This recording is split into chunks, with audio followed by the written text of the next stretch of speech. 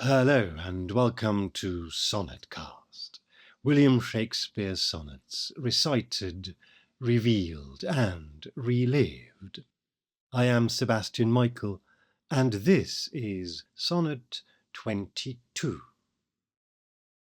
My glass shall not persuade me I am old, so long as youth and thou are of one date. But when in thee time's furrows I behold, then look I death my days should expiate. For all that beauty that doth cover thee is but the seemly raiment of my heart, which in thy breast doth live, as thine in me. How can I then be elder than thou art?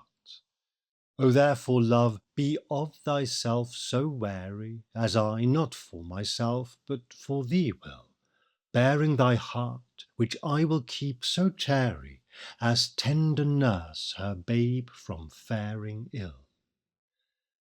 Presume not on thy heart when mine is slain. Thou gavest me thine, not to give back again.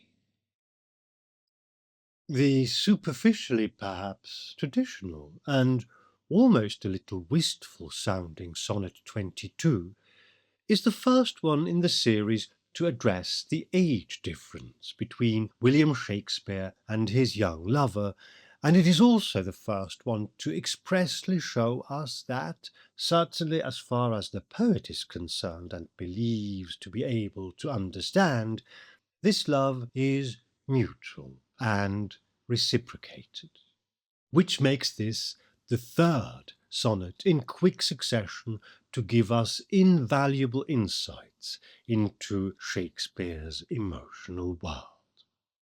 What, though, does it actually mean?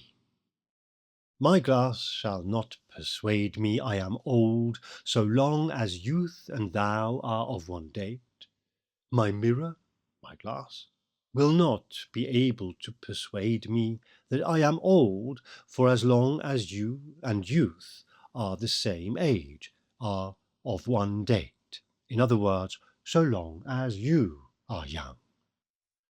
But when in thee time's furrows I behold, then look I death my days should expiate. But when I start to see lines on your face, then will I look towards death to absolve me from the sins of my days. In other words, release me from life, because then I will accept that I too am old. For all that beauty that doth cover thee is but the seemly raiment of my heart, which in thy breast doth live, as thine in me.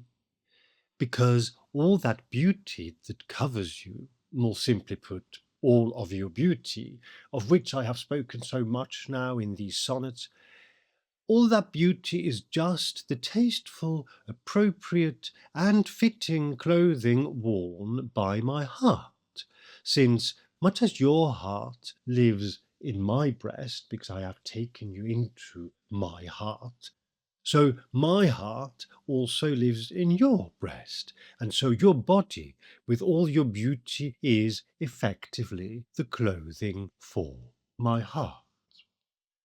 How can I then be elder than thou art?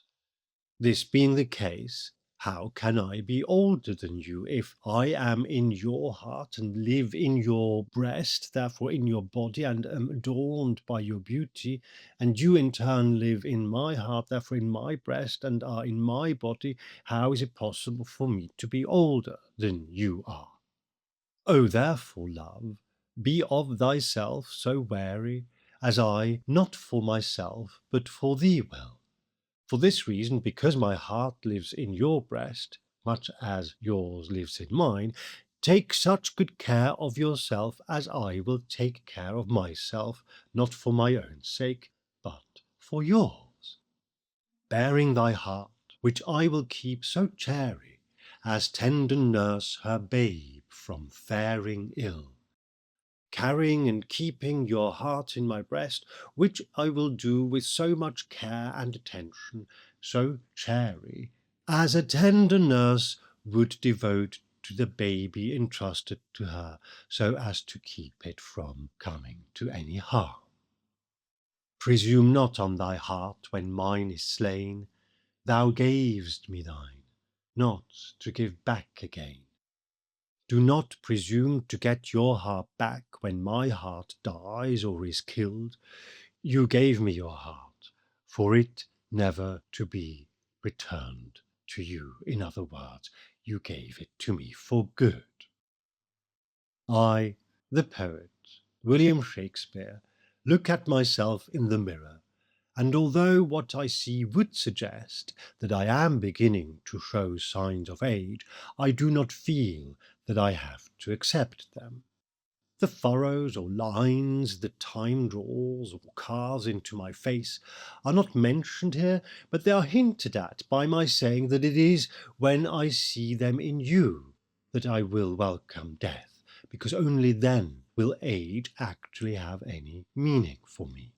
Of course, we have had the deep trenches in thy beauty's field of sonnet too, and carve not with thy hours my love's fair brow in sonnet 19. So the idea that time personified as a character carves or draws lines into or onto our faces as we age is well established, of course, quite generally in Shakespeare's age, but also within these sonnets, specifically the ones we've had so far. And I then continue my argument by saying, for as long as you are young, I too am young, because my heart lives in you, and so your beauty is like an outfit for my heart, which means I cannot be older than you. And while this does maybe not strictly logically follow, because of course an older person can always simply wear a younger person's clothing to make them feel younger, the sentiment is really clear. As you have taken me into your heart, in the same way that I have taken you into mine, we are on the same page, of the same mind, of the same emotion, and therefore age is irrelevant. And because my heart lives in you, you should be careful and protect yourself from harm, much as I will do the same, not because I don't want any harm to come to me, but because your heart similarly lives in me, and so I bear responsibility for its well-being and safety, and for it being able to thrive within me. And then this, in its own way, quite devastating final couplet. Presume not on thy heart when mine is slain. Thou gavest me thine, not to give back again. This, in tone, sounds like both a declaration and a plea, and it may, of course, also be, to some extent, wishful thinking. We have asked the question before without being able to answer it. What does the young man make of all of this? And here we have someone who is clearly in love, who has laid his cards on the table and declared his passion for someone, telling him that as far as he is concerned, this love is for real and for good. And so the two principal takeaways we receive from this lovely poem then are these. Firstly, William Shakespeare acknowledges that he is older than the young man. We have taken this as read for some time now, more or less since the beginning of the series, and certainly the fact that the young man is young is well established, and nobody really seriously questions this. But this is the first time I, the poet, position myself in relation to this youth, and by rhetorically asking, how can I be older than you, I confirm what we've effectively known all along. I am older than you.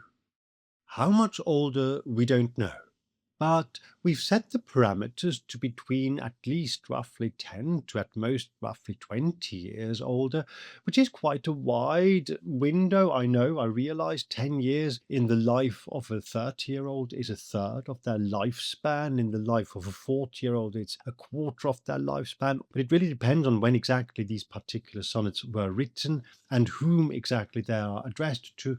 And because we will get more information and clearer indication yet on these two questions exactly, we will also therefore be able to narrow down this window a little as we proceed through the sonnets.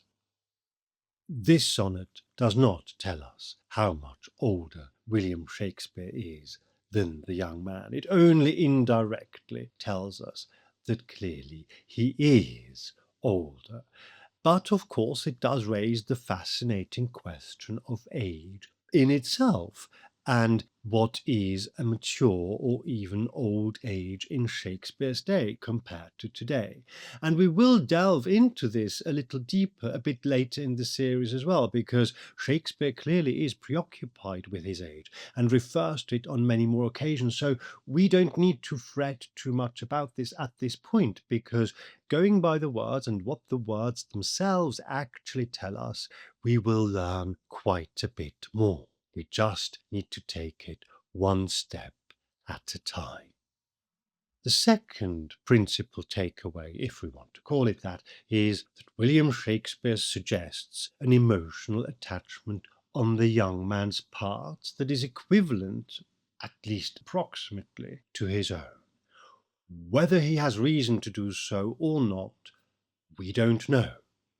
What we do know is that as far as I, the poet, am concerned, my heart lives in your breast as yours does in mine, and you gave me your heart, not to be given back again. Now, the fact that Shakespeare says this has happened does not mean that it has happened, but it does mean that he thinks it has happened, or at the very least wants to think that it has happened. And for anyone who has ever been head over heels in love with someone else, this will not be in the least unfamiliar. How often do we not project our own feelings onto someone else and interpret what they say or do in the way we want to understand it? And we don't know whether this is what's going on here.